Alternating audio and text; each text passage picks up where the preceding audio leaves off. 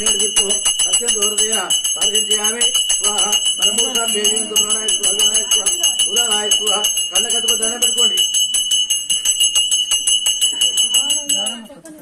ఆత్మ నమస్కారాంజలిం సమర్పయామి.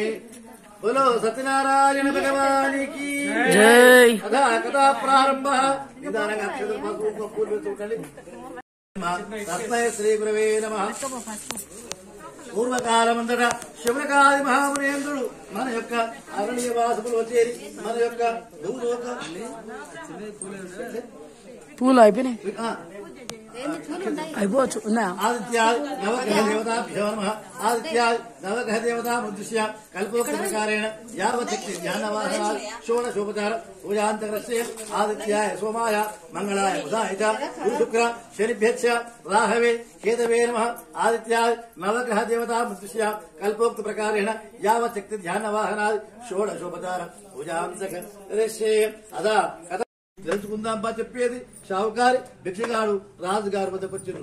వచ్చి అక్కడ కూర్చొని ఈ సత్యనారాయణ స్వామి వ్రతాలు చేస్తుండగా 5 కథలు కూడా శ్రద్ధగా విన్నారు. తీర్థ ప్రసాదం సేవించి అప్పడున్నాడు షావుకారి రాజుగారు పట్టుకుని, రాజా నీవు చేస్తున్న పూజ ఉందయ్యా, ఈ పూజ చేస్తే ఏమొస్తుంది, దీనివల్ల లాభం ఏంది, దీనివల్ల ఫలితం ఉంటాయి అంటే, నాయన ఇది పూజ కాదు, ఇది సాక్షాత్ సత్యనారాయణ స్వామి వ్రతం చేస్తున్నాము.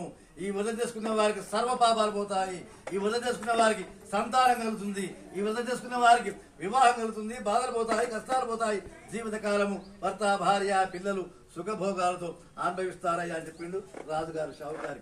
సరే మంచిదయ్యా, నాకు కూడా సంతానం లేదు, నా దగ్గర వజ్రాలు బయట హోర్యాలు మండల మాణిక్యాలు ఉన్నాయి, నేను వ్యాపారకులకి బయలుదేరిపోతున్నా, ఈ వ్యాపారంలో నాకు ఎంతవరకు అయితే లాభం వస్తుందో లాభాలు బట్టి నేను కూడా వ్రతం చేస్తా అని షావుకారి సాష్టాంగ నమస్కారం వేడుకొని వ్రతం చేసుకుని చక్కగా ఇంటికి పోయింది.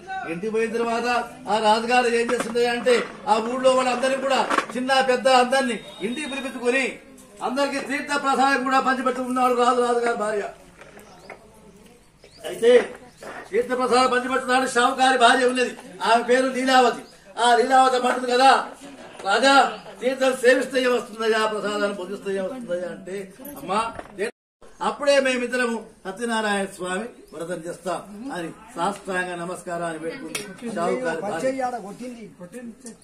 అన్న కొద్ది క్షణానికి షావుకారు వ్యాపారం చేసుకుంటూ ఇంటికి వచ్చిండు.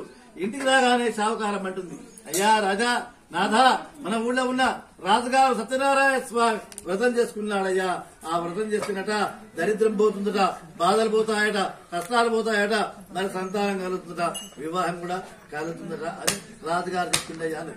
మరి సరే మంచిది, ఏం చేయాలి మనం, మన సంతానం కావాలి కదా, సరే మంచిది, మనం రేపు కాకుండా ఎల్లుండైనా ముందుకైనా 10 కన్నది అమ్మాయి పుట్టింది, సంతానం అయింది.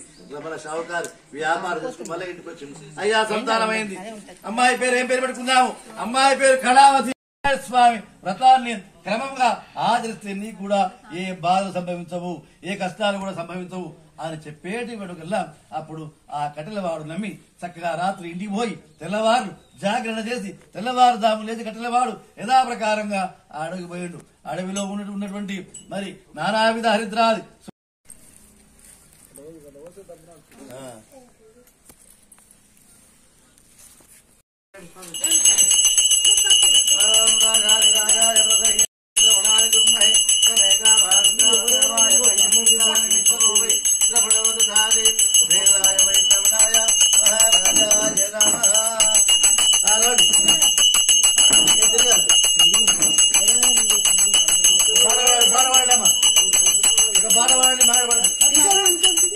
పాడవాడి